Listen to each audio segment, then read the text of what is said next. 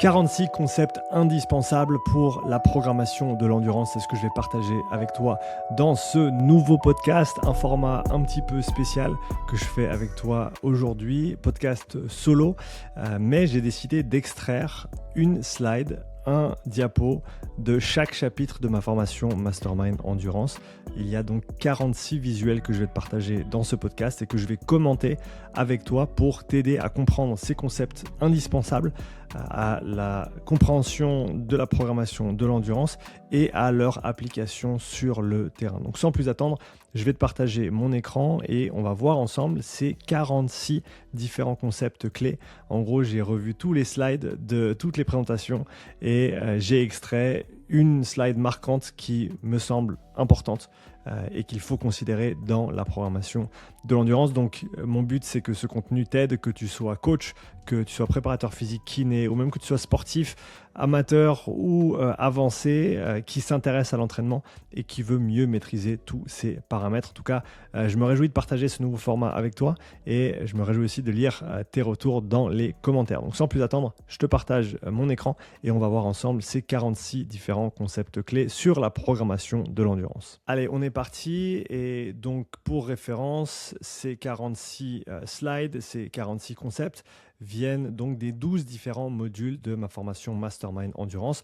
Donc dans le premier module, on a notamment le chapitre 1 sur les charges, les états internes et le spectre d'intensité, le chapitre 2 sur les fibres musculaires, le chapitre 3 sur les filières énergétiques et le chapitre 4 sur l'oxygène, son transport et son utilisation. Et donc pour chacun de ces chapitres, je vais te sortir une slide et on va la regarder ensemble.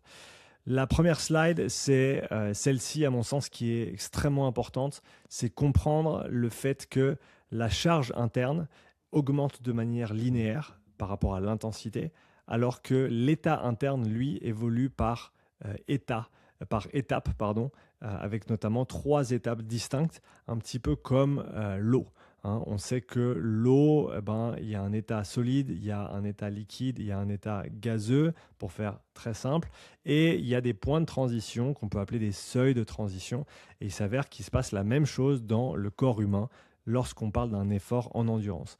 On monte d'1 km/h en 1 km/h, mais il y a un changement important qui s'effectue au niveau physiologique lorsqu'on dépasse le premier seuil, parce qu'on passe d'un équilibre local à un équilibre global.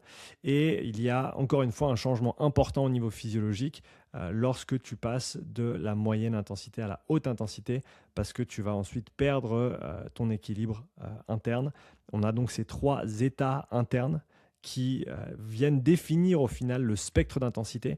Et à mon sens, c'est très très important de comprendre ça parce que c'est notre base de départ pour comprendre l'effort en endurance, pour comprendre les différentes adaptations, pour comprendre le coût de différentes intensités par rapport à ce spectre. Deuxième concept important, le principe de Henneman. Le principe de Henneman, on appelle ça aussi le principe de taille. Et c'est en gros la manière dont les fibres musculaires sont recrutées vis-à-vis de l'intensité à laquelle on se trouve. Et pour ça, il faut comprendre que les fibres musculaires, elles sont organisées par unité motrice.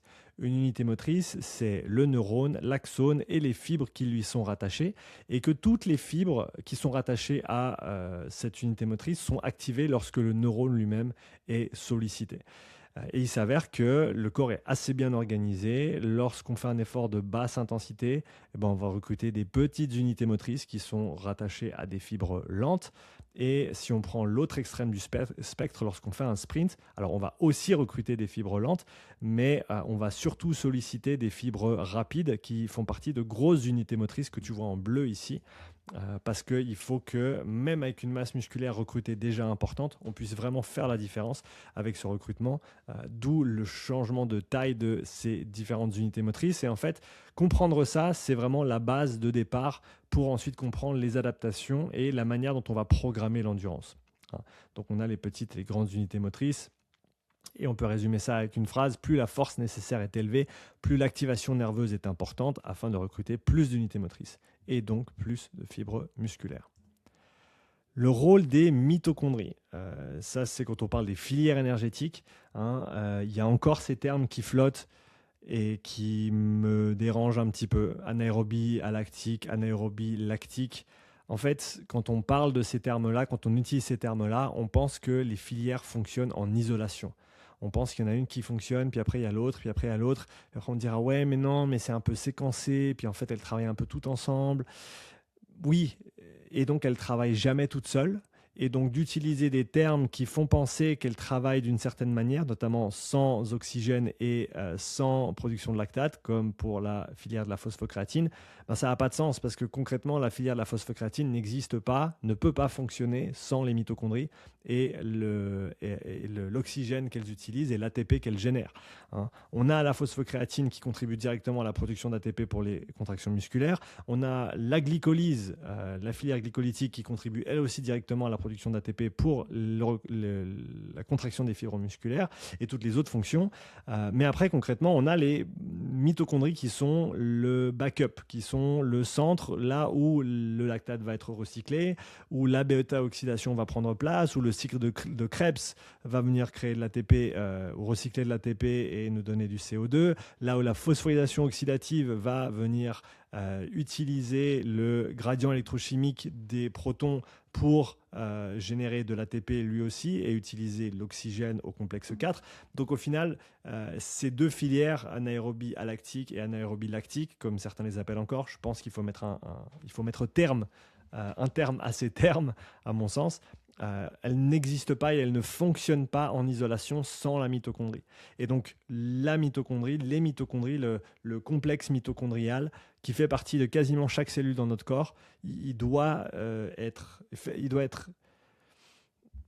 intégral à notre discussion des filières énergétiques. On ne peut pas parler de filières énergétiques sans parler des mitochondries et de leur place et de leur importance.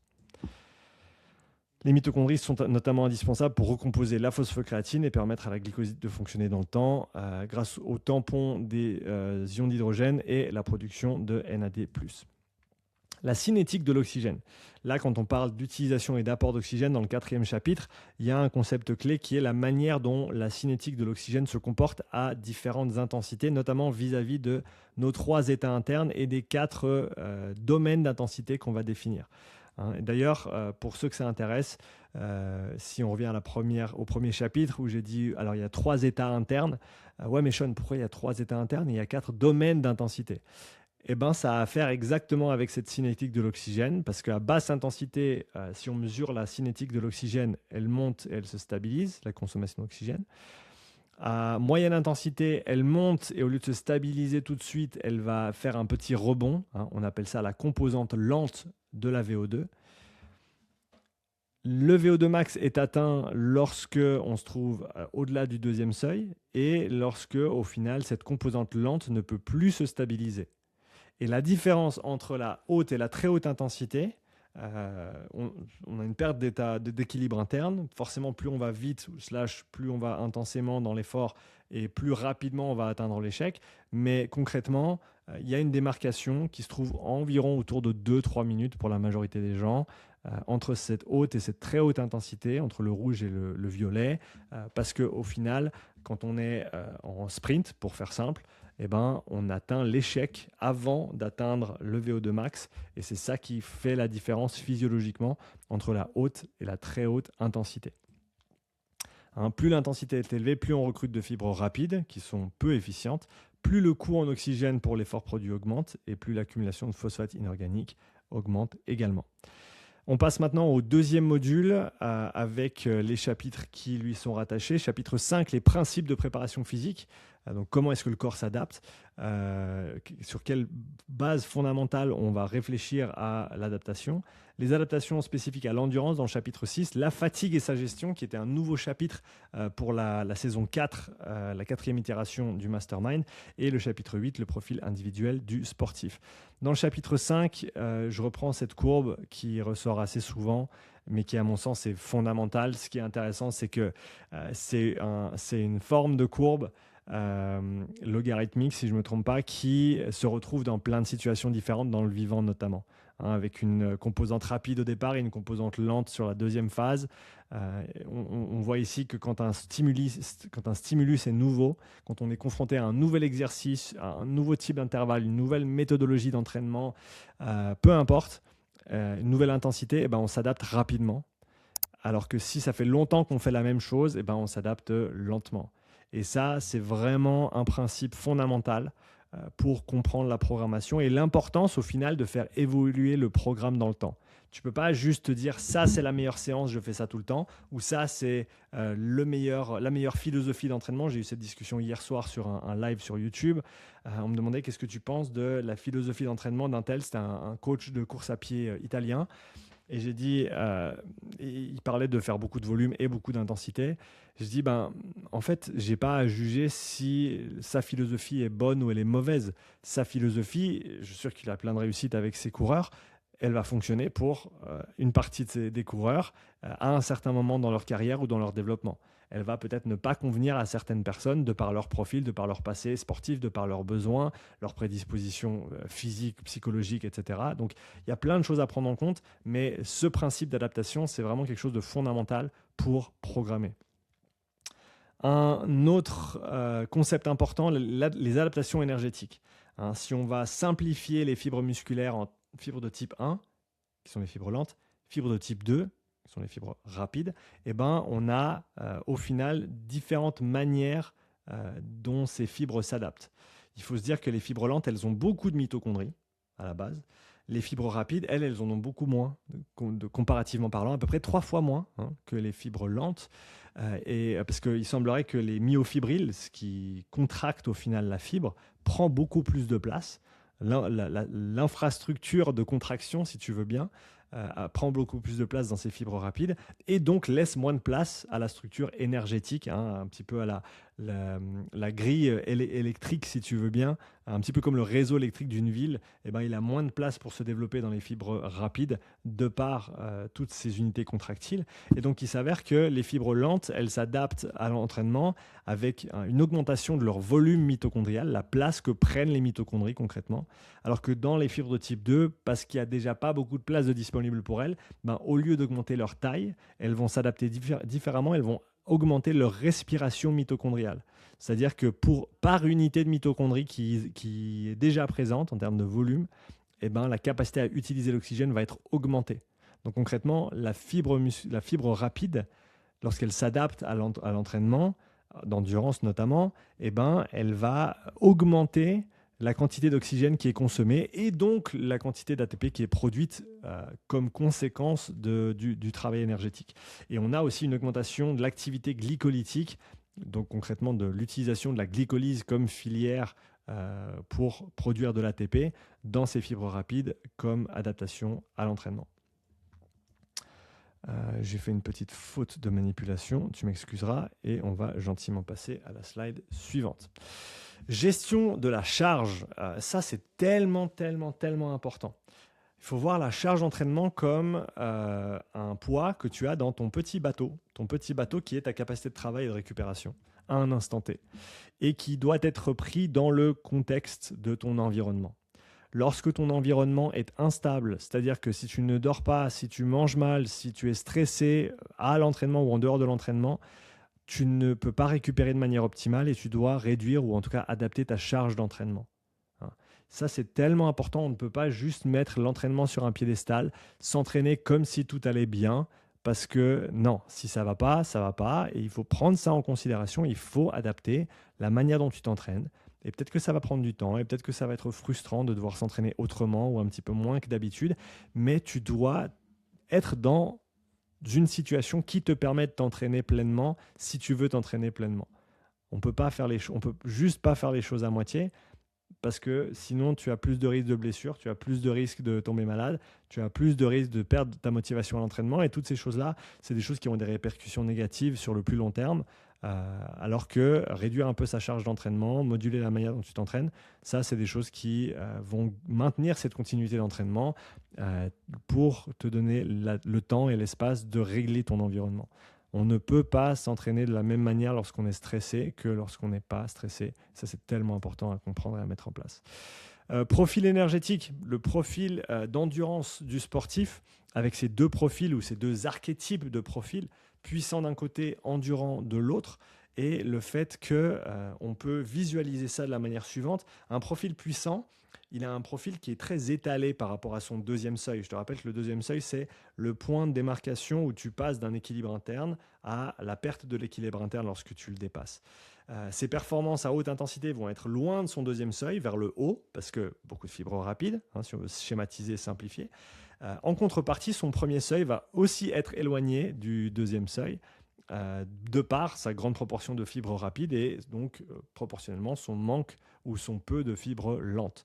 Alors que le profil endurant, qui a lui plus de fibres lentes, va avoir un profil beaucoup plus groupé autour de ce deuxième seuil, avec un premier seuil qui se rapproche du deuxième seuil, et par contre des performances à haute intensité qui sont un petit peu collées au deuxième seuil aussi, parce qu'on n'a pas tant de fibres rapides que ça pour produire ces gros efforts de haute intensité. C'est schématique, c'est théorique, mais ça illustre bien en fait le comportement du premier seuil et des performances de haute intensité vis-à-vis du deuxième seuil pour ces différents profils. On passe au module 3, où on va attaquer la prise en charge en endurance, l'analyse des besoins dans un sport et les modalités d'entraînement qu'on a à disposition.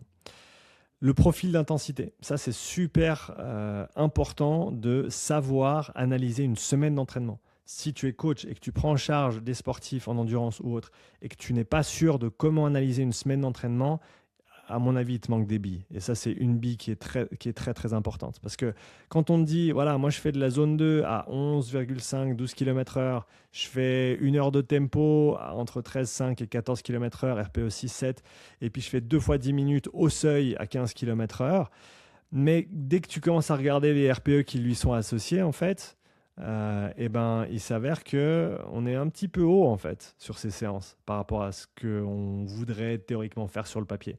C'est-à-dire qu'une zone 2 à RPE 5, pour moi, c'est un peu haut quand même pour 1 heure de course, pour quelqu'un qui s'entraîne régulièrement en course à pied. 1 heure de tempo, RPE 6,7, 6,7 c'est du seuil pour moi. 2 fois 10 minutes à RPE 8, pour moi, c'est déjà de la zone 5. Donc, si tu n'arrives pas à bien analyser la séance de la personne que tu prends en charge, tu vas vite te retrouver dans une situation avec cette personne, ce cas ici, où il va manquer de capacité simplement à récupérer parce qu'on ne fait pas en fait le travail qu'on se dit faire. Et donc, un des premiers réflexes que moi j'aurais dans ce cas-là, c'est faire ralentir ce sportif.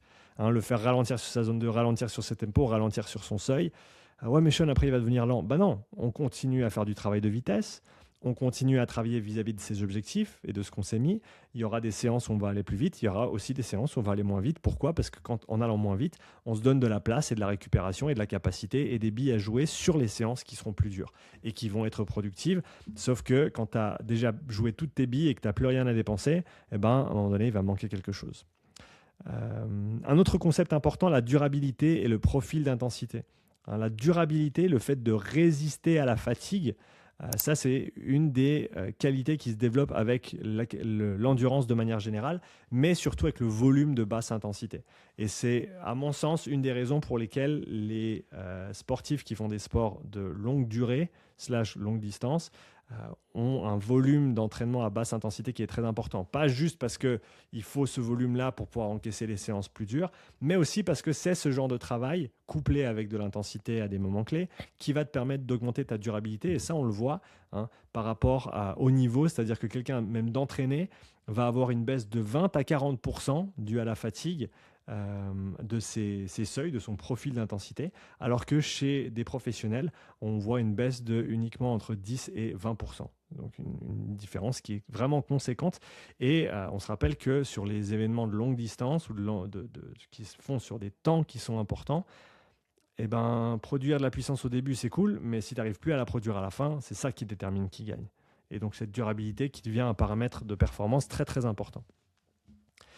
Par rapport aux modalités d'entraînement, ça c'est quelque chose qu'il faut vraiment comprendre.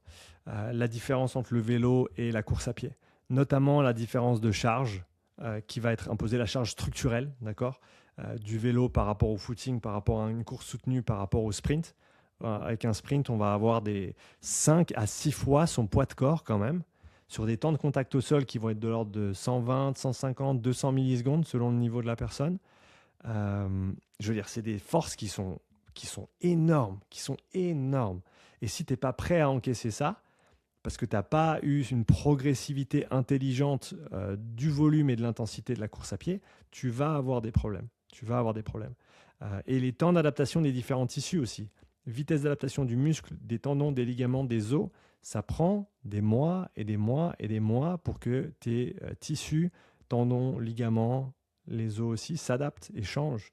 Donc même si tes muscles ils peuvent encaisser, parce que tu as déjà un bon système musculaire, etc., même s'ils peuvent encaisser ce que tu fais, en course à pied notamment, il faut te donner le temps si tu débutes de zéro et que tu veux progresser de manière sereine, sans te blesser dans le temps. On ne peut pas programmer le vélo et la course à pied de la même manière. Et ça, il faut vraiment bien le comprendre.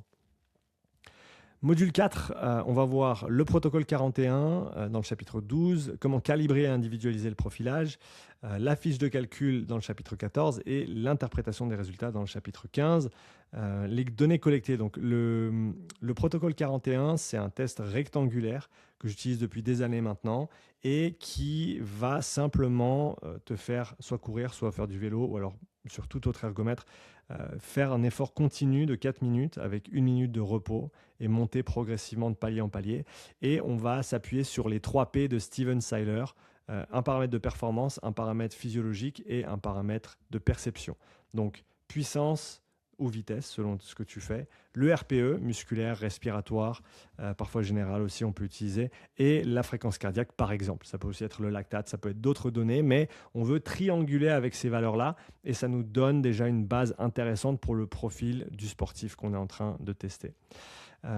Pour calibrer ça, on peut utiliser plusieurs méthodes, mais dans ce slide, je voulais te montrer notamment la manière d'utiliser la puissance critique, qui peut être utilisée aussi sous forme de vitesse critique en course à pied.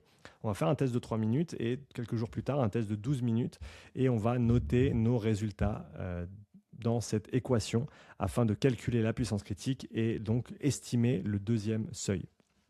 On peut aussi calculer le W' qui nous donne une idée du profil, du type de profil de la personne, qui est forcément aussi lié au type d'entraînement que cette personne a fait récemment. Pour la collecte de données, donc il y a une fiche qui est faite pour ça, où on va pouvoir noter nos résultats. Par exemple, noter les résultats de la puissance critique, ça c'est une fiche de calcul que je mets à disposition de tous les apprenants de la formation, parmi d'autres documents que j'ai créés, et qui permet de recenser donc les résultats de la personne et de donner en fait les différents paliers qu'on va utiliser pour le test et ensuite de remplir ces différents paliers avec les valeurs qu'on va retrouver, comme on voit ici. Ici, on est parti à 70 watts pour cette personne et on monte de 15 watts en 15 watts et on a les différents paramètres qu'on va noter dans chaque ligne pour chaque intervalle complété, notamment la cadence si on le fait en vélo, la fréquence cardiaque, le RPE jambes, le RPE respiratoire, le RPE global si on le souhaite. On peut même noter la fréquence cardiaque de récupération à la fin du palier pour faire la différence et mesurer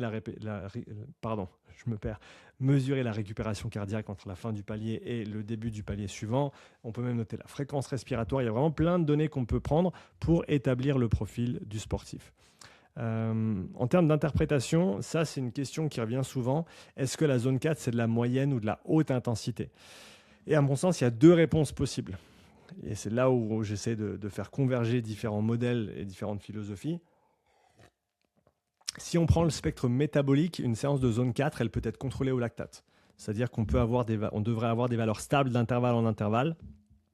On doit donc considérer ça comme étant en dessous du deuxième seuil physiologique. Donc à mon sens, le graphique qui est là, il est faux. Parce que la zone 4, elle est en dessous du deuxième seuil. Du fait qu'on utilise encore une fois ces valeurs de lactate lors d'un entraînement au seuil pour contrôler l'intensité. Alors que sur le spectre nerveux, malgré qu'on ait un équilibre métabolique, on a des séances qui ne sont pas faciles, qui représentent une charge importante pour l'organisme et donc on peut considérer à mon sens comme séance difficile. Donc on peut la catégoriser comme séance difficile, ça ne veut pas dire que c'est de la haute intensité. Donc à mon sens, c'est comme ça qu'on arrive à réconcilier ces 2 visions de la zone 4. Certains qui disent c'est de la moyenne intensité, d'autres qui disent c'est de la haute intensité. Module 5, là on rentre dans le cœur de la programmation, vraiment une fois qu'on a vu tous ces éléments de base pour bien comprendre le fonctionnement du corps, pour bien prendre en charge un sportif et pour bien considérer comment on arrive à établir un profil individuel. Maintenant, on parle périodisation et on commence avec la vision globale. Module 5, on parle principe de périodisation, les phases de planification, les distributions d'intensité et quelques exemples pratiques. Un concept qui, à mon avis, est super important, et ça, j'y reviens de plus en plus, c'est les cycles naturels. Chasse le naturel, il revient au galop. On doit respecter les cycles naturels. Le jour, la nuit, les mois, les saisons, les années, inspiration, expiration. Je veux dire, tout est sous forme de fréquence. Tout est sous forme cyclique dans le vivant. Il n'y a rien de linéaire. On ne peut pas simplement s'entraîner de la même manière, exactement pareil, continuer à accumuler, sans jamais relâcher ou prendre le temps d'assimiler, comme dirait Max, le travail qu'on a effectué. Il faut une alternance entre différentes phases. Plus la phase est intense, plus elle va être courte, typiquement. Plus l'entraînement, et ça se retrouve à toutes les échelles, c'est-à-dire que plus l'intervalle est intense, et plus il va être court en termes de durée. Plus l'intensité est faible et plus la durée peut être longue. Ça, c'est vrai au niveau de l'intervalle, c'est vrai au niveau de la séance. Donc, il y a ce concept de cycle naturel qui doit être la base de départ de notre réflexion sur la programmation. Et en fait, le fait de périodiser et ensuite de cycler, comme certains disent, d'alterner des phases d'accumulation et d'assimilation, c'est tout simplement respecter les cycles naturels et la manière dont le vivant répond à la réalité. D'accord ? Différentes phases avec différents focus. J'aime bien parler de la phase générale et de la phase spécifique. Et ça, encore une fois, c'est un modèle qui est faux, mais qui va être utile pour notre réflexion sur la programmation de l'endurance. Quand on est loin de la compétition, on améliore le moteur, on améliore les suspensions, on trouve des petits moyens de gagner ci ou ça sur l'aérodynamique, alors que quand on est proche de la compétition, il faut faire la course. Il faut être bon sur la piste, il faut juste être la tête dans le guidon et il faut y aller. Et ça, je pense que c'est une bonne manière de structurer les différentes phases d'entraînement. Lorsqu'on est loin de la compétition, on va avoir un focus plutôt interne, plutôt développement physiologique. Et quand on arrive proche de la compétition, on va avoir un focus plutôt externe, dirigé sur le sport en lui-même. Et donc, en phase générale, on se concentre sur les seuils, les zones, le spectre d'intensité, alors qu'en phase spécifique, on se concentre sur l'intensité de course, sur les paramètres de performance, sur des distances plutôt que des temps d'effort, par exemple en course à pied. Donc, on peut vraiment dissocier ces deux manières de voir les choses. Il y a d'autres manières de voir les choses, qu'on soit bien d'accord, mais ça, je trouve que c'est un modèle qui est utile pour envisager la planification de l'entraînement et se dire, OK, je suis en phase générale, je me concentre plutôt là-dessus. Maintenant, je me tourne vers la compétition et je suis plutôt focus là-dessus.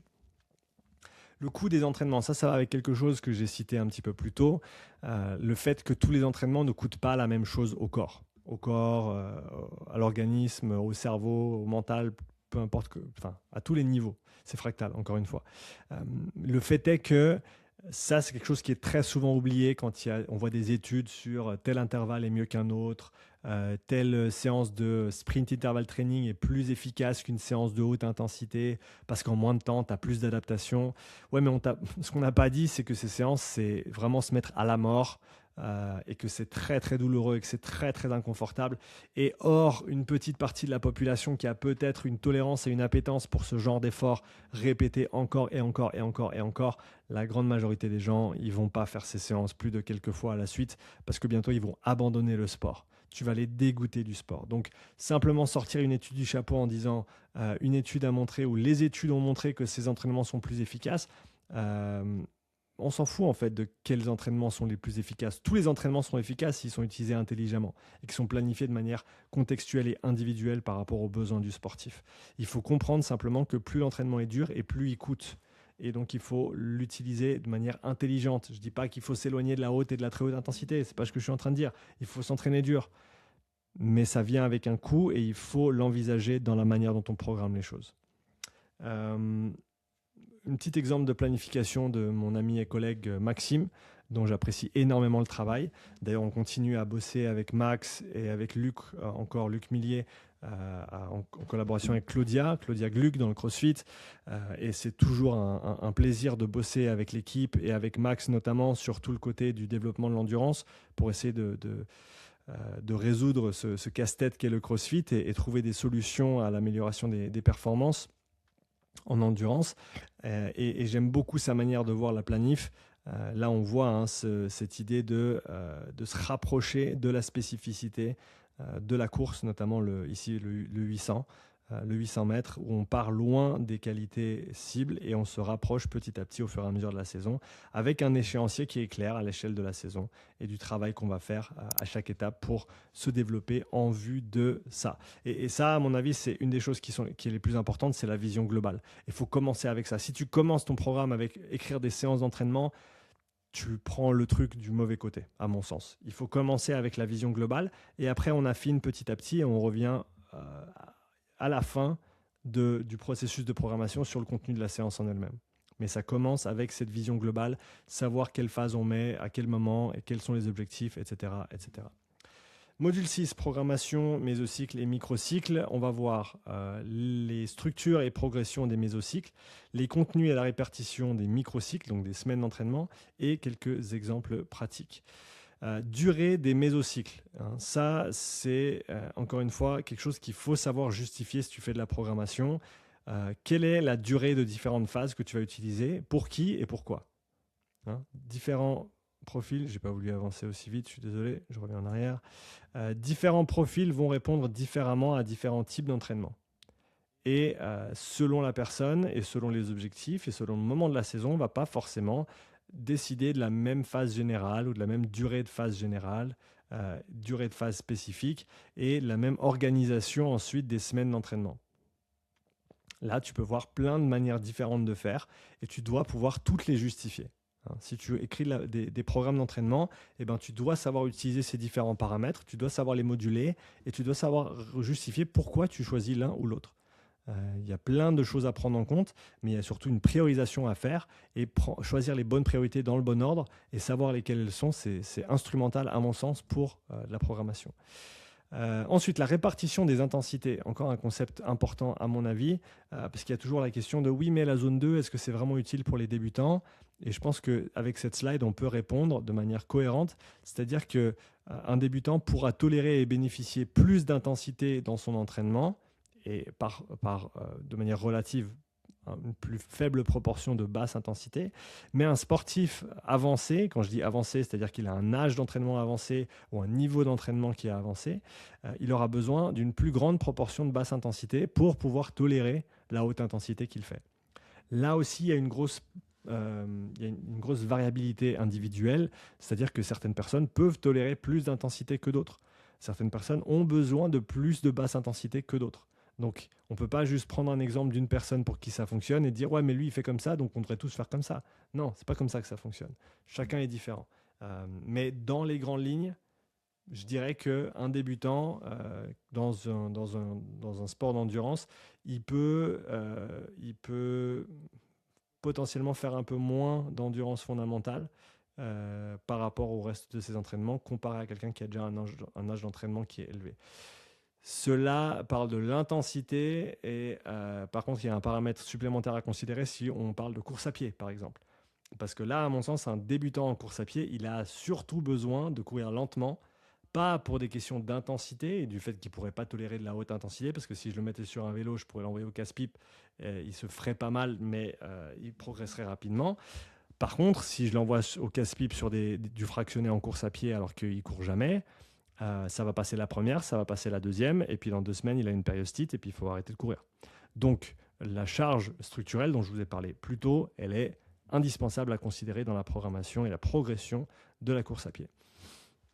Un petit exemple qui nous vient de Tristan. Tristan, un collègue devenu ami, qui fait du super boulot sur sa chaîne YouTube, Iron Human. Je te conseille d'aller regarder ses vidéos et qui nous parlait notamment de sa préparation pour les 7 majeurs, si je ne me trompe pas, dans cette vidéo, et qui te montre une structure d'entraînement de semaine qui est extrêmement simple, avec les bonnes vieilles couleurs, du vert, du rouge, du orange et puis du vert un petit peu plus foncé ou un peu plus clair selon la durée qu'il va faire, avec comme objectif clé de faire une grosse journée d'entraînement en fin de semaine du 15 au 21 avril Et pour ça, il y va étape par étape, en allant des fois plus long, des fois plus court, des fois plus long, des fois plus court. Mais au final, tu regardes sa structure de semaine, elle change quasiment pas, hein. Il y a vraiment juste le gros entraînement du week-end qui va varier de semaine en semaine. Le reste, ça reste assez constant, même un petit peu, ça ondule vers le haut, vers le bas. Et je pense que c'est intéressant de voir que tu n'as pas besoin de beaucoup de complexité dans un programme pour qu'il soit efficace. Ce qu'il faut surtout, c'est que tu aies, encore une fois, tes priorités dans le bon ordre, que tu fasses les choses qui sont importantes et que tu mettes ça en fait comme fer de lance du programme. Pas juste faire des trucs difficiles ou complexes pour faire des trucs complexes. Non, simple, mais qui soit aligné avec les objectifs et qui soit pertinent par rapport à ce que tu essaies de développer comme qualité. Module 7, programmation, séance d'entraînement et progression. Donc là, on va voir la structure les structures de séances en endurance, les séances générales, les séances spécifiques et la progression et l'individualisation. Pour ce qui est de la programmation et l'intensité, à mon sens, il faut se poser cette question en fait. Quelle fibre musculaire je vais recruter et fatiguer et donc solliciter en priorité? Et ça va m'indiquer la durée, hein, du travail et du repos associé qui va être nécessaire. Plus les fibres sont rapides, plus elles développent une puissance importante, plus leur capacité glycolytique est importante, mais plus elles sont fatigables également. Et à l'inverse, plus les fibres sont lentes, plus elles ont une densité mitochondriale importante, une capacité oxydative importante et une résistance à la fatigue importante, de par notamment leur capillarisation. Et donc, simplement, plus l'intensité de l'effort est élevée, plus les temps de travail en zone ou par intervalle seront courts et plus la proportion de repos sera importante. Ça, à mon sens, c'est la programmation de séance résumée en une phrase. Et c'est pas plus compliqué que ça. C'est vraiment pas plus compliqué que ça. Après, on peut mettre des chiffres dessus, bien entendu, plus de détails, du contexte par rapport à la personne. Mais en gros, c'est ça. Plus tu vas taper dans tes fibres rapides, plus le temps de travail va être court, et plus le repos qui va suivre va être important pour pouvoir récupérer de ce que tu viens de faire et le refaire encore une fois derrière. Hein, c'est vraiment aussi simple que ça. Après, on peut aller jusqu'à la lune avec de la complexité, mais à la base, c'est ça, en fait, la programmation d'intervalle. Si tu as compris ça, tu as déjà une énorme base de départ. Les contenus des séances, je reprends ça parce que c'est, à mon sens, encore une fois, très, très pertinent et très très simple comme manière de voir les choses. Hein. Quand je suis en phase générale, je vais peut-être pas, j'ai pas forcément besoin de parler d'allure de course. Hein. Je peux parler vis-à-vis des seuils, je peux parler vis-à-vis des zones que j'ai établies, je peux parler vis-à-vis du ressenti, je peux planifier mes intervalles sur du temps, et c'est une très très bonne manière de planifier en phase générale. Après, tu me diras, ouais, mais moi, mon coach, il programme sur des allures de course déjà en phase générale. Je n'ai pas dit qu'on ne pouvait pas. Je t'ai dit que c'était un modèle, je t'ai dit que c'était une manière de faire, et je conçois qu'il y a d'autres manières de faire. Et je pense qu'il y a plein d'autres manières de faire qui fonctionnent aussi. D'accord ? Donc, c'est jamais mettre en opposition des choses, c'est proposer quelque chose et contextualiser quand est-ce qu'on va utiliser cet outil, cette méthode, cette philosophie par rapport à d'autres méthodes. Quand on parle d'une séance un petit peu plus spécifique, j'ai bien aimé décortiquer le manuel d'entraînement de Nils van der Poel, hein, qui a décrit tous ses entraînements et sa philosophie dans un PDF que tu peux télécharger. Si tu cherches How to skate 10K, comment patiner 10 km, c'est téléchargeable gratuitement. Et tu vois en fait la structure de ses intervalles quand il se préparait pour le 5000 et quand il se préparait pour le 10 000 mètres. Et je trouve intéressant de se dire que pour un patineur de vitesse, on voit en fait des ratios travail-repos qui peuvent tomber dans les fourchettes qu'on retrouve dans d'autres sports aussi, mais avec un format forcément qui va être adapté par rapport au fait que quand tu fais tes tours à fond sur la glace, par exemple pour le 5000 mètres, il fait 4 tours à 29 secondes par tour et il fait 1 minute 20 de repos actif, sauf erreur, ça faisait quoi, 2 tours il me semble, mais en patinant léger. Il ne peut pas s'arrêter simplement après ces 4 tours. Donc, il va dérouler, il va se laisser glisser et faire 2 tours de piste active et repartir pour ces 4 tours à vitesse de course. Hein, avec beaucoup de spécificité dans la manière dont il approche ces séances à vitesse de course, autant pour le 5000 que pour le 10 000. Cette idée de comment est-ce qu'on combine l'endurance et l'intensité, Et ça, on peut se poser la question, encore une fois, c'est un prisme, c'est une manière de voir les choses, ça ne veut pas dire que tu dois tout le temps faire comme ça, mais si ton épreuve pour laquelle tu te prépares, elle fait moins d'une heure, on va d'abord faire de l'intensité et ensuite on va faire notre volume de fondamental. Alors que si on a des épreuves qui durent plus d'une heure et qu'on doit notamment être durable, c'est-à-dire capable de produire des efforts d'intensité importante à la fin de l'épreuve, eh ben on va vouloir mettre le bloc d'intensité ou les intensités à la fin. Hein. Rien ne t'empêche de combiner les deux. D'accord, on peut prendre.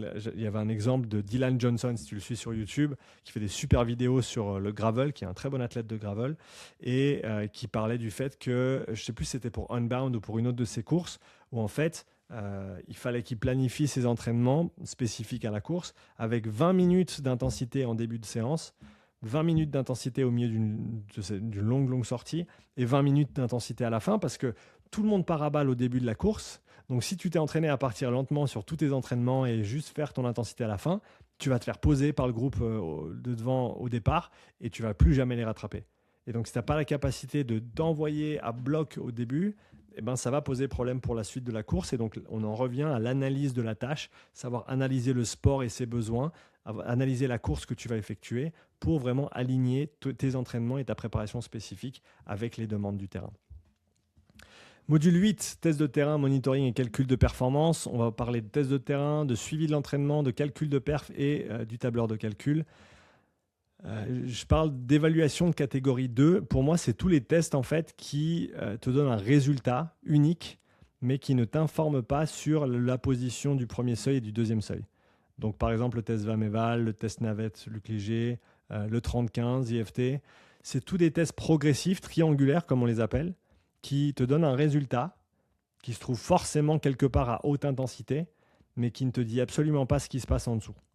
Et donc, ils ont leur place, à mon sens, ils ont leur place, mais il faut savoir les contextualiser et il faut se dire que pour deux profils différents, un profil puissant, un profil endurant, ils peuvent avoir le même résultat sur un de ces tests, alors qu'ils ont un profil seuil 1, seuil 2, et donc entraînement qu'ils devraient faire pour développer différentes qualités d'endurance qui ne seront pas du tout les mêmes. On ne peut pas mettre tout le monde à la même enseigne sur la base d'un résultat de test VAM-EVAL. À mon avis, c'est une grave erreur. Pour ce qui est du suivi de l'entraînement, comparer deux séances. C'est tellement simple en fait de faire un suivi de l'entraînement. J'ai fait 2 séances qui étaient exactement les mêmes, 60 minutes sur un vélo. J'ai poussé 20 watts de plus avec exactement la même fréquence cardiaque et avec un RPE qui était plus bas. Et ben voilà, j'ai progressé. D'accord ? Souvent, il suffit simplement de mesurer en situ, faire un test, ça a sa place, mais simplement mesurer ce qui se passe à l'entraînement et comparer des séances qui sont comparables, ça suffit pour montrer des progrès. Le modèle de Powerlaw, qui est à mon avis extrêmement puissant pour la prédiction de performance, et merci encore une fois à mon collègue et ami Maxime de m'avoir sensibilisé à cette pratique. Le modèle de la Powerlaw décrit la relation entre l'intensité de l'effort et la durée. Et la performance du sportif peut être modélisée à partir de 2 efforts maximaux et exprimée au travers de 2 paramètres. On a le S, ou alors la Pmax, selon si on parle en vitesse ou par exemple en course à pied ou en vélo, avec la vitesse ou puissance maximale théorique. Et le paramètre E, qu'on appelle aussi alpha lorsqu'on parle de watts, qui est la fatigabilité. En fait, c'est le taux de décroissance de la performance avec le temps. Et là aussi, dans le mastermind, je fournis une table de calcul que tu vois ici avec l'endroit pour rentrer les données de la personne, autant un tableur course à pied, autant un tableur pour les ergomètres, avec tous les calculs qui sont associés, les prédictions de performance et de temps sur différents fourchettes, comme tu le vois à droite ici, du court à plusieurs heures, pour vraiment se donner une idée de où on se trouve et quelques graphiques pour illustrer où on se situe par rapport au commun des mortels. Et donc ça, c'est tout intégré dans ce module 8. Module 9, on part sur quelques concepts supplémentaires de l'entraînement, notamment l'échauffement pour l'endurance, la récupération, l'environnement et la nutrition, et les applications de terrain. Une idée sur l'échauffement, se dire que si ton RPE il est supérieur sur le premier intervalle et qu'ensuite il descend, il y a des chances que ton échauffement était insuffisant. Et ça, c'est très souvent le cas. Et dis-toi que l'échauffement, ce n'est pas une perte de temps, c'est déjà du volume supplémentaire que tu fais. Rajoute 5 minutes 4 fois dans la semaine, et ben boum, tu as fait 20 minutes de plus dans ta semaine. Et on sait que le volume d'entraînement, c'est un paramètre important pour pouvoir performer. Et donc, pourquoi pas rajouter 20 minutes gratuites dans la semaine en faisant 5 minutes d'échauffement en plus. Ouais, mais j'ai pas envie, j'ai juste envie de faire. Ok, bon, bah, c'est toi qui choisis, tu fais ce que tu veux, mais moi, je te dis que en rajoutant 5 minutes à ton échauffement, il y a des chances que ça t'aide sur le long terme à, un, avoir de meilleures séances et deux, avoir un volume d'entraînement plus élevé qui, trois, t'amènera à de meilleures performances. Gestion du stress, ça c'est super important à mon avis. On ne peut pas dissocier la charge d'entraînement du reste. J'en ai parlé un petit peu plus tôt avec la fatigue. La charge d'entraînement, le stress émotionnel, le stress pro et perso, tout va dans le même stress bucket, dans le même seau du stress. hein. Le quotidien, tout ça, ça joue. On ne peut pas les dissocier. Et il faut considérer tous ces paramètres ensemble. Alors, il y a des stratégies de gestion. Le sommeil, c'est le plus gros. L'activité physique, en général, l'est aussi. Nutrition adaptée, si tu ne manges pas assez, ça ne va pas. Rire, temps social de qualité, ça, je pense que c'est sous-coté pour les sportifs et les athlètes. Passe du temps avec des gens que tu apprécies, passe du temps de qualité. On est un être social. Passe du temps social, ça te fera énormément de bien.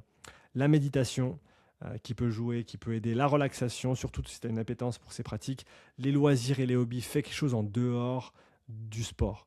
Fais quelque chose en dehors, qui te libère complètement, qui te sort du truc. Moi, ce qui me sort du travail, c'est la musique.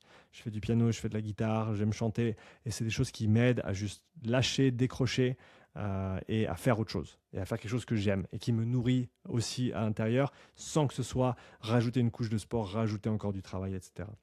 Les modalités actives et passives qui peuvent être productives également. Apport glucidique, important, très important pour les sports d'endurance. Il y a différentes manières de le faire. Ce qui prime, à mon sens, c'est la digestion. D'accord ? Et qu'au-delà de 60 grammes par heure, il faut se dire qu'un mélange glucose-fructose est nécessaire car les transporteurs de glucose sont saturés. Et c'est très important, ça c'est très très important de tester les différentes formes de nutrition à l'effort. Teste-les d'abord à l'entraînement. D'accord ? Fais pas un truc nouveau parce que tu l'as vu dans une vidéo le jour de ta course. Ça c'est super important. Cadence en course à pied, il y a pas mal d'infos là-dessus et c'est important de se dire qu'une cadence basse est typiquement associée à une baisse de l'économie et à un risque de blessure plus important. Parce que quand tu as une cadence plus basse, tu as une longueur de foulée plus importante, tu vas typiquement aller poser ton pied plus loin devant ton centre de masse et donc tu as une décélération avant d'avoir une réaccélération. Et ça peut engendrer un risque de blessure plus important. D'accord ? Et ce que tu peux faire si tu travailles avec quelqu'un qui a une cadence de course qui est basse, tu peux viser une augmentation progressive de 5 à 10% des pas par minute. Si tu sens que la cadence est un petit peu trop basse, forcément les gens qui sont grands auront typiquement des cadences qui sont plus basses que des gens qui sont de petite taille. Voilà, comme c'est dit ici. Avant de passer au module 10, je voulais prendre un petit instant pour te parler du sponsor de ce podcast, All You Need Nutrition, la marque de compléments de haute qualité made in France pour ceux et celles comme toi et moi qui s'entraînent. À mon sens, leur whey, c'est la meilleure whey du marché. C'est la meilleure poudre de protéines en termes non seulement de qualité, mais également de goût. Donc je te conseille vivement d'en commander et de la tester et tu me diras ce que tu penses dans un commentaire d'une prochaine vidéo. Tu peux utiliser le code UPSIDE, UPSIDE, pour commander tes compléments avec All You Need et pour soutenir également ce podcast. C'est un plaisir de bosser avec All You Need depuis bientôt 2 ans, si je ne me trompe pas. Et vraiment, ils fournissent du travail de haute qualité. Mims, elle est tout le temps en train de chercher de nouveaux processus pour améliorer la qualité de ce qu'ils proposent. Donc, je te conseille vraiment de regarder leur gamme de produits. Moi, ce que j'utilise quasi quotidiennement, c'est leur whey, leur collagène, leur créatine aussi dans mes shakers d'entraînement et le soir, leur night, qui est un combo super intéressant qui est non seulement bon, ça fait comme un petit thé avant d'aller se coucher et moi, ça m'aide aussi à mieux m'endormir et à mieux dormir ensuite. Encore une fois, code UPSIDE, UPSIDE pour commander chez All You Need Nutrition. On repart avec notre module 10, renforcement musculaire et stratégie ventilatoire. Donc là, on va parler de la théorie du renfort, du renforcement pour l'endurance, de l'application de terrain du renfort et des stratégies ventilatoires. Une slide qui est en lien avec une vidéo que j'ai postée ces derniers jours sur la chaîne YouTube. Je t'invite à aller la voir. La nouvelle frontière entre la force et l'endurance. Il s'avère que, au final, on peut se dire que un exercice qui engendre une contraction musculaire importante va compresser les vaisseaux sanguins, va créer une occlusion et va au final rendre cet exercice, entre guillemets, un exercice de force. C'est-à-dire que la frontière entre force et endurance, il semblerait que ce soit simplement le taux de compression mécanique du muscle et donc l'occlusion ou non qui est générée comme conséquence de cette contraction. D'accord ? Donc les différences principales entre un exercice d'endurance et un exercice de force, c'est l'occlusion vasculaire, c'est le temps sous tension aussi que tu vas avoir ensuite, l'influx nerveux forcément et les unités motrices qui sont recrutées, et les adaptations, qu'elles soient centrales ou périphériques. Et c'est comme ça qu'on va dissocier au final les exercices d'endurance et les exercices de force. Prophylaxie du renforcement, ça c'est à mon avis la slide la plus importante quand on parle de renfort. Il y a une réduction du risque de blessure de l'ordre de 70% si je ne me trompe pas, pour les personnes qui pratiquent le renforcement musculaire en plus de la course à pied. Donc c'est largement supérieur à toute autre modalité de prévention. Faites du renforcement musculaire, même si vous n'aimez pas ça, parce que les gars, les nanas qui font de la muscu, ils devraient aussi faire de l'endurance, même s'ils n'aiment pas ça. Donc faisons les deux. Développons une éthique d'entraînement globale dans laquelle c'est bénéfique de faire de l'endurance et c'est bénéfique de faire de la force aussi.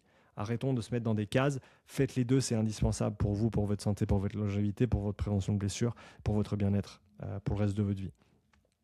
Un petit concept de progression, de programmation. À mon avis, quand tu commences à intégrer du renfort, si tu n'en fais pas actuellement, commence par rajouter des petits compléments de séance. Un petit circuit à la fin d'une course à pied, par exemple, ça peut servir de séance de renfort pour débuter. Après, on peut passer à un petit circuit un petit peu plus long. Après, on peut passer à des supersets ou des multisets. Après, on peut passer à des supersets. Après, on peut passer à des séries classiques où tu fais un exercice, tu attends 3 minutes parce que tu as fait un gros squat. Sauf qu'au début, tu n'as pas de squat et tu n'as pas un gros squat. Ça ne sert à rien de faire 3 minutes de pause. Donc, fais ton squat dans un circuit. C'est ça que je suis en train de dire. Et après, on peut passer sur des choses un petit peu plus avancées comme les cluster sets. Mais en gros, tu n'as pas besoin de commencer avec 1h30 à la salle de renfort parce que Sean il a dit que le renfort c'était important pour les coureurs. Commence par rajouter un petit circuit, gainage, squat, pompe, etc. à la fin de ta course. 5 minutes, 10 minutes, fais ça 2 fois dans la semaine et chaque 2-3 semaines augmente de 5 à 10 minutes. Et quand tu arrives à des quantités de travail qui sont conséquentes ou assez conséquentes pour justifier une séance dissociée, tu peux faire ça. C'est ça que je veux dire. Respiration. Comment respirer après un effort ? Pendant l'effort, on veut respirer de manière ample et de manière lente. D'accord ? Et quand on récupère, on veut respirer de manière ample, toujours, et on va accélérer notre respiration. C'est totalement contre-intuitif, mais je t'invite vraiment à tester cette stratégie ventilatoire qui est super intéressante parce que tu vas rapidement expulser le CO2 que tu as accumulé pendant l'effort et tu vas plus rapidement te sentir frais et prêt pour le prochain intervalle. Et ça, c'est super intéressant.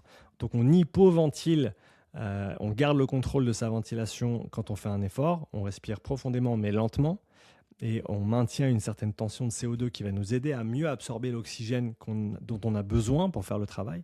Et sur la récup, on va faire le contraire, hyperventiler, toujours avec une grande amplitude respiratoire pour se débarrasser du CO2 et améliorer la récupération.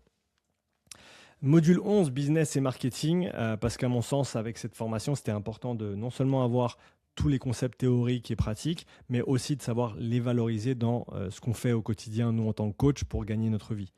Tu suis des formations pour améliorer tes compétences et le service que tu vas fournir, et idéalement, rajouter quelques chiffres sur ton revenu. Donc, si on peut faire ça de manière intégrée dans la formation, pourquoi pas ? C'est pour ça qu'on aborde le positionnement, la stratégie, l'offre et la tarification, l'acquisition de clients, la visibilité et les outils de suivi et la durabilité en coaching. La stratégie en business, elle est tout aussi importante qu'un plan d'entraînement. Tu t'entraînes à l'aveugle, tu ne vas pas aller très très loin ou peut-être que tu ne vas pas pouvoir atteindre tes objectifs. C'est pareil si tu n'as pas une stratégie dans le monde dans ton business ou dans ton activité de coaching. Est-ce que tu t'es posé à un moment donné, tu t'es posé la question ? Moi, c'est quelque chose que j'ai de la peine à faire pour moi et donc c'est ma femme qui m'aide à le faire et on se pose ensemble au moins une fois par mois et on regarde où on en est, on regarde quels sont les objectifs futurs et on regarde vers quoi je vais orienter la majorité de mon temps de travail pour être le plus efficace possible et pour nous tirer vers ces objectifs. Pose-toi ces questions-là comme si tu faisais un plan d'entraînement mais pour ton business. Quelle offre proposer? C'est toujours une question. Ouais, mais moi je commence, je ne sais pas quoi proposer comme offre, je ne sais pas quoi mettre dans mes packages. Pose la question aux gens qui sont autour de toi, à des gens qui ont le même profil que des gens que tu aurais envie de coacher, à des gens pour qui tu peux résoudre un problème, hein. Si toi tu as une expérience et une expertise et que tu peux croiser ces deux choses-là et résoudre un problème pour quelqu'un, pose la question à ces gens-là de quoi ils ont besoin, combien de fois par semaine, est-ce que c'est en présentiel, est-ce que c'est à distance. Donc pose ces questions. Pose des questions, c'est ça qui t'apportera plein de réponses sur ta manière de faire. Je pense que le référencement local, c'est sous-coté, d'accord? Je pense vraiment que c'est sous-coté et que dans l'ère du tout distanciel, du tout IA, du tout automatisé, si tu peux bien référencer ton entreprise sur Google Maps et que tu peux avoir une belle ribambelle de témoignages, ça fait une énorme différence parce que quand quelqu'un cherche coach sportif ma ville, eh ben, ils vont te trouver toi en priorité et ils vont voir tous tes 5 étoiles et ils vont te contacter pour du coaching. Et implicitement, ils vont te faire confiance. On a fait un resto l'autre soir avec Lynn. Et ben, on cherchait quelque chose de nouveau. Ben, on a regardé les témoignages. Et quand tu vois un restaurant qui a 4,8 sur 5, eh ben, tu lui fais intrinsèquement plus confiance que quand tu vois un 3,2. Donc, pense à ça. Mets ça en place à ton échelle. Il y a assez de tutoriels sur YouTube pour faire du référencement local. C'est vraiment pas compliqué. Il faut juste y mettre quelques heures et le faire de manière structurée et intelligente. Tu peux te faire accompagner par quelqu'un, mais honnêtement, si tu es un petit peu débrouille, tu peux regarder 2-3 tutoriels et puis prendre quelques notes et après faire le travail derrière. C'est vraiment pas compliqué et ça peut vraiment changer ton business parce que du coup, les gens, ils t'appellent, tu les connais pas, ils te connaissent pas non plus, mais ils te font confiance parce qu'ils t'ont trouvé et tu as un bon référencement. Ça fait vraiment une différence. Durabilité en coaching, je pense qu'on n'en parle pas assez. C'est un métier qui est pas toujours facile parce que c'est physiquement contraignant. C'est souvent beaucoup d'heures. C'est souvent pas les meilleures payes, en tout cas pas au début. Et donc on peut vite se perdre dans ce qu'on fait et dans le fait de donner toute son énergie et de ne pas en avoir assez en retour. Et donc, je pense, pour moi, c'était important de mettre cette slide sur la durabilité en coaching, où on doit avoir ces conversations, on doit penser à la durabilité, on doit se préserver aussi, hein, préserver sa santé physique, mentale, son intégrité, sa motivation vis-à-vis du travail qu'on fait. Parce que c'est comme l'entraînement. Si tu n'as plus envie d'aller travailler, c'est comme si tu n'as plus envie d'aller t'entraîner, il y a un problème. Il y a un problème et il y a des chances que ce problème, il ne date pas d'hier. Ça fait un petit moment que ça trotte, ça fait un petit moment que ça tourne, ça fait un petit moment que ça ne va pas, ça fait un petit moment qu'il y a trop. Et donc, sois conscient de ça et prends soin de ta santé physique et mentale en tant que coach parce que tu veux pouvoir faire ton job le plus longtemps possible et en santé, sans te détruire. Et donc, prends ça en considération dans la manière dont tu travailles et tu évolues. Dernier module, philosophie, psychologie et communication en coaching. Alors, il y a un nouveau chapitre ici qu'il n'y avait pas dans l'édition 4 que j'ai rajouté pour l'édition 5 qui débute en septembre. Donc, comme toujours, hein, processus itératif comme un programme d'entraînement. Le programme de formation évolue au fur et à mesure des éditions. C'est la 5e saison que je commence le 13 septembre 2026. Et donc, il y a toujours des évolutions. Je réenregistre toutes les vidéos à chaque fois. Et là, j'ai rajouté chapitre 44, la psychologie du sportif. Donc, il n'y a pas de slide associé pour ce chapitre-là pour l'instant parce que je ne l'ai pas encore créé. Mais je vais le créer et le rajouter en plus de l'IA dans le coaching, la communication et les valeurs de coaching. La face cachée de l'IA, j'ai eu un chouette podcast avec Théo récemment, Théo Parisi, et on a parlé de l'IA. Je suis très ambivalent sur l'utilisation de l'IA. Pas parce que je trouve pas que c'est un outil superbe, je trouve que c'est un outil, s'il est bien utilisé, qui est génial. D'ailleurs, petite dédicace à Antoine qui avait suivi le premier mastermind et qui est en train de mettre en place maintenant des profilages physiologiques et qui a fait un tableur vraiment chouette, un tableau de bord super pertinent avec Claude sur la base des tables Excel que je lui avais fournies via ma formation. Et il a fait un gros boulot et c'est vraiment propre et le rendu il est vraiment cool. Donc on peut faire des choses qui sont géniales avec l'IA. Mais il y a beaucoup de problèmes aussi avec l'IA et ça on n'en parle pas assez à mon sens, hein. Le fait que quand tu outsources quelque chose, eh ben, tu perds cette capacité. Donc si tu arrêtes de réfléchir sur comment écrire quelque chose, tu vas plus savoir écrire. Le fait que l'IA va toujours te faire te sentir bien parce qu'il veut que tu continues à l'utiliser. Il va te donner une illusion de certitude parce que s'il te dit qu'il ne sait pas, tu vas moins l'utiliser. Il y a beaucoup de problèmes au niveau psychologique aussi avec l'utilisation d'un outil comme ça et la dépendance d'un outil comme ça qu'il faut vraiment considérer. Et je pense que ce n'est pas un outil qu'il faut utiliser à la légère. Il faut vraiment considérer ses points forts et ses points faibles également. Comprendre la souffrance, ça c'est un concept qui ressort d'un échange que j'avais avec Laurent Mossoto, qui est un préparateur mental dans le trail. La souffrance, il faut comprendre que c'est un symptôme d'un manque d'alignement entre la tâche et l'objectif, ou l'athlète et l'objectif. Il manque quelque chose dans l'équation, parce que normalement, douleur on veut bien, mais souffrance on veut pas, ou on veut minimiser. Si tu souffres, ça veut dire que tu comprends pas pourquoi tu fais ce que tu fais, ou alors c'est pas la bonne séance ou la bonne chose à faire, le bon entraînement à faire par rapport à ton objectif, ou alors on a mis en place des objectifs qui sont pas adaptés à notre cadre de vie et à nos possibilités d'entraînement. Donc prendre la souffrance en tant que coach comme un signal et savoir décortiquer ce que veut dire cette souffrance pour nous permettre ensuite de mieux faire notre travail. Et finalement, finir là-dessus, ça c'est la dernière slide que je te présente. La science ne donne pas un sens. C'est-à-dire que la science est un outil pour décortiquer et comprendre la manière dont fonctionne le monde. La science n'est pas là pour te dire quoi faire. La prise de décision, elle repose sur tes épaules. C'est toi, le ou la coach, qui doit prendre la décision de qu'est-ce qu'on fait et pourquoi on le fait. La science, les datas, ce que tu as trouvé à l'entraînement, ce que tu as mesuré, ce qu'on a trouvé dans des études, ça peut t'informer, ça peut t'aider, ça peut t'orienter, ça peut te guider, mais ça ne peut pas prendre de décision pour toi. Et le scientisme, c'est un vrai problème aujourd'hui.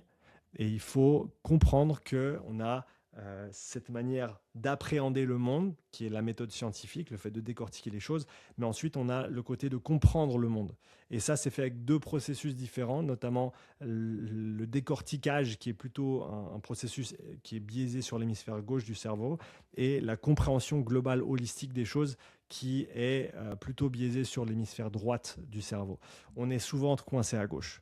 On est souvent coincé sur le fait de décortiquer, le fait de comprendre, le fait de... et je reprends ça parce que c'est frais dans ma tête du live d'hier, mais le fait de... Ouais, mais moi, je veux passer plus de temps à VO2 max sur mes intervalles de VO2 max parce que j'ai vu que VO2 max, c'était important, puis j'ai vu que passer du temps proche de VO2 max, eh ben, c'est ça qui faisait que j'avais plus d'adaptation à VO2 max, puis vu que VO2 max, c'est le meilleur indicateur pour la longévité, ben VO2 max, VO2 max, VO2 max. Non, il y a tellement d'autres choses à considérer dans l'entraînement, dans la programmation, dans la structure d'intervalle. Si tout ce qu'on voulait, c'est maximiser le temps à VO2 max, ben tous les athlètes feraient exactement les mêmes entraînements de VO2 max qui maximisent le temps passé à VO2 max. Or, personne ne fait ça. Donc pourquoi est-ce que nous, on est coincé dans ces schémas-là? C'est parce qu'on est dans ce décortiquer, casser en petits morceaux pour mieux comprendre, mais après, on a oublié de remettre le puzzle ensemble. Et pour ça, il faut avoir un compas interne, il faut avoir des valeurs, il faut savoir pourquoi on fait notre métier, et il faut savoir quelles sont les priorités pour la personne qu'on a en face de soi, et il faut faire des choix. C'est notre travail de faire des choix en tant que coach. On ne peut pas juste donner des trucs à l'algo, et l'algo, il décide pour nous. Ou alors, si tu le fais, tu vas perdre quelque chose, comme le dit mon ami Quentin Galéa, qui est spécialiste de l'utilisation de l'IA. Tu peux gagner des choses en utilisant l'IA, mais tu vas forcément perdre quelque chose en contrepartie. Et pose-toi la question si la perte que tu vas engendrer, elle vaut vraiment la peine par rapport à ce que tu vas y gagner. Je termine là-dessus. Merci d'avoir regardé ce podcast. C'était un plaisir de partager ces visuels avec toi. Ça m'a permis aussi pour moi de me replonger un peu dans le contenu du Mastermind qui, je te le rappelle, commence le 13 septembre prochain. Il reste encore une petite poignée de place pour ceux et celles qui seraient intéressés. Le lien est dans la description pour toutes les infos. C'est maintenant une formation qui peut être prise en charge par ton OPCO du fait que notre organisme de formation, Upside Strength, est maintenant certifié Calliope depuis début août 2026. Donc, tu peux contacter ton OPCO, AFDAS, FIFPL et d'autres selon ton statut professionnel pour potentiellement prendre en charge une partie de la formation si tu souhaites la suivre. Merci pour ton attention. Merci pour les commentaires que tu mettras sous cette vidéo, que ce soit sur Facebook, non pas sur Facebook, que ce soit sur Spotify, sur YouTube ou même sur Apple Podcast. Je tâche de lire tous les commentaires et tes commentaires m'orientent pour les prochains contenus aussi. Si tu veux voir plus de vidéos de la sorte, plus de podcasts en solo, n'hésite pas à me le faire savoir. Et je te laisse avec un petit clip d'1 minute que je t'ai composé sur le contenu et le déroulement de ma formation Mastermind Endurance pour ceux et celles qui seraient intéressés. Session le 13 septembre 2026 et il y aura 2 sessions en 2027, mars et septembre 2027 respectivement. À bientôt, bonne journée, ciao.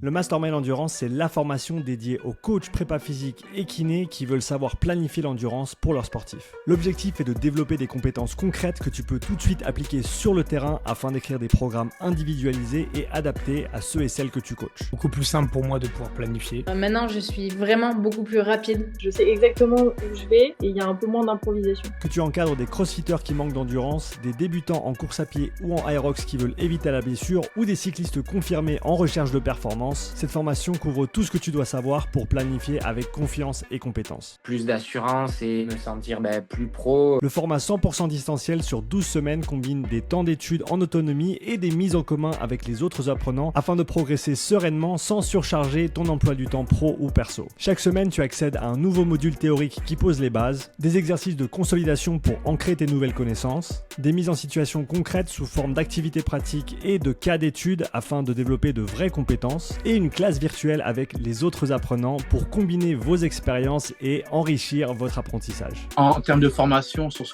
tout ce que j'ai fait, c'est la meilleure structure que j'ai. Je travaille plus au hasard. C'était une de mes meilleures formations que j'ai faites, qui était la plus complète. Cette formation n'est ouverte que 2 fois par année et les places sont limitées. Tu retrouveras toutes les informations ainsi que le lien vers la liste d'attente sous cette vidéo.